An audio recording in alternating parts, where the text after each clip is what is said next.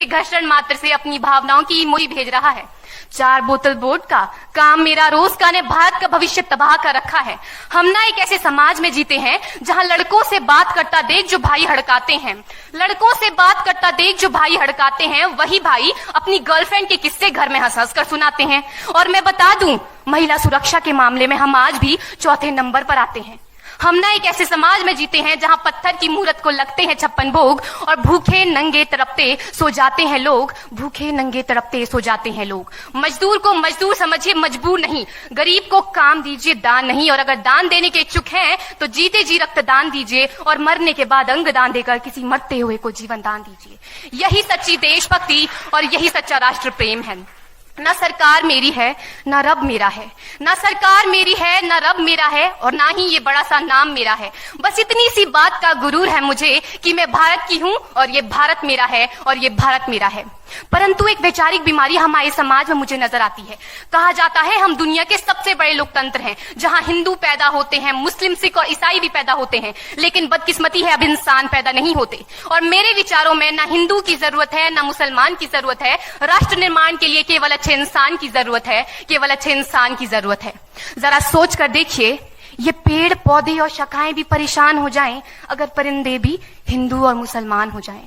एक शैक्षणिक बीमारी भी हमारे समाज में मुझे नजर आती है। और बड़े ही आश्चर्य की बात है, जिस देश ने पूरी दुनिया को तक्षशिला और नालंदा देकर के विश्वविद्यालय शिक्षा की बुनियाद रखी, आज विश्व के 100 सर्वश्रेष्ठ विश्वविद्यालयों में हमारा एक भी विश्वविद्यालय खड़ा नहीं हो पाता। जहां एक और हमारे पास IIT, IIM और NIT जैसे शिक्षण संस्थान हैं, तो वहीं दूसरी ओर इस देश के गरीबों को बेरोजगारी की जमात में खड़ा करने के लिए उनके हाथ में सर्व शिक्षा अभियान का झुंझुना पकड़ा दिया जाता है। और मैं बता दूं, इस शैक्षणिक बीमारी का केवल एक कारण वो ये कि हमारे देश की शिक्षा नीति केवल 2 तरह के लोगों के लिए बनती है। पहले वो जो विद्वान हैं और दूसरे वो जो धनवान हैं। इसी तरह की कई गजब की बीमारियां हैं और इन बीमारियों की जो जड़ है ना, वो हमारा अंधविश्वास। और मेरे विचारों में जब तक इस देश का युवा अपनी सफलता के लिए मंदिरों में जा जाकर नारियल फोड़ फोड़ कर भगवान को रिश्वत लगाता रहेगा, हमारे समाज का शिक्षित वर्ग ही बिल्ली के रास्ता काटने पर खड़े हो जाना, अपने धर्म अपनी जाति को ऊंचा मानकर दूसरों के धर्म की अवहेलना करता रहेगा, तब तक ना तो इस देश से अंधविश्वास खत्म होगा और ना ही हमारा राष्ट्र निर्माण संभव होगा। हमारी संस्कृति, हमारी सभ्यता को दुनिया ने शीश नवाया है, तो क्यों आस्था के नाम पर हमने अंधविश्वास फैलाया है।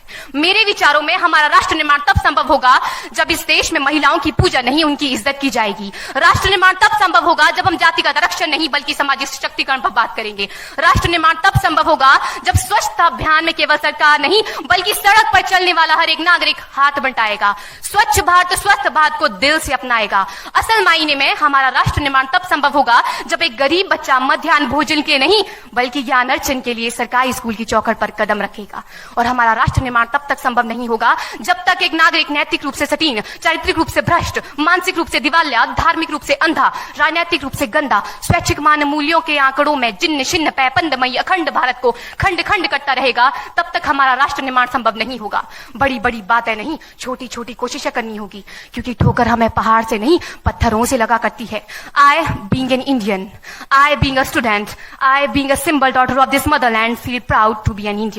और मैं सैल्यूट करना चाहूंगी सरहद पर दिन रात हमारी रक्षा के लिए खड़े हर उस जवान को, इस देश की पुलिस, प्रशासन और किसान को, और इस देश के हर उस व्यक्ति को जो अपना काम पूरी ईमानदारी, पूरी मेहनत और पूरी लगन से करते हैं, जिनके बिना राष्ट्र निर्माण की कल्पना करना भी असंभव सा लगता है। और आज इस मंच पर पूरी जिम्मेदारी के साथ मैं भारत की बेटी ये कहती हूं कि हमारा राष्ट्र निर्माण तब संभव होगा जब हम सभी, मैं, आप, हम सब मिलकर प्रयास करेंगे, क्योंकि हमारे देश की जिम्मेदारी नहीं है हमें आगे ले जाने की, हमारी जिम्मेदारी है अपने देश को आगे ले जाने की, अपने राष्ट्र को आगे ले जाने की, अपने वतन को आगे ले जाने की। तो अंत में मैं बस यही कहना चाहूंगी, मेरा हिंदुस्तान महान था, महान है, महान रहेगा। मेरा हिंदुस्तान महान था, महान है, महान रहेगा। होगा हौसला सबके दिलों में बुलंद तो एक दिन पाकिस्तान भी जय हिंद कहेगा। पाकिस्तान ही क्यों, सारा जहान जय हिंद कहेगा, क्योंकि सारे जहां से अच्छा हिंदुस्तान हमारा, सारे जहां से अच्छा हिंदुस्तान हमारा।